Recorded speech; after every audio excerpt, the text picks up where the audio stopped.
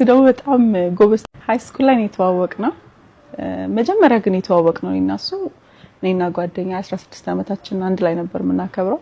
መንታ ጓደኛ አለችኝና በዛኑ ቀን በዛኑ ዕለትና ዛን ጊዜ የጓደኛዬ እህትና ነባ ቤስት ፍሬንድ ናቸው። ልደታቸውን ያከበሩ ነው እናያቸው ምናምን ተባብለው ድንገት መጡና ተዋወቅን።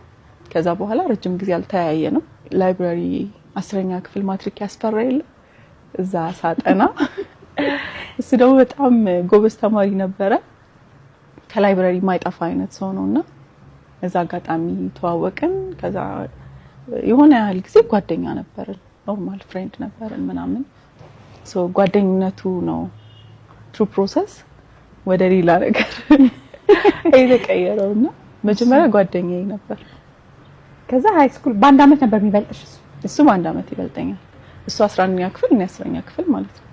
ብዙ ጊዜ ደግሞ አሁን ዳንቺ እንደዚህ በሰል ያለ ሰው ቀና ብሎ ሲመለከት በእድሜ የሚበልጠውን ሰው ጓደኛም የትዳር አጋርም ማድረግ ሊያስብ ይችላል። አንዳንዱ ደግሞ ኩያዬን አብሮ ብዙ ነገርን የሚያውቅ እንደ ወንድም እንደ አባት እንደ ጓደኛ የሚሆነኝ ይላል።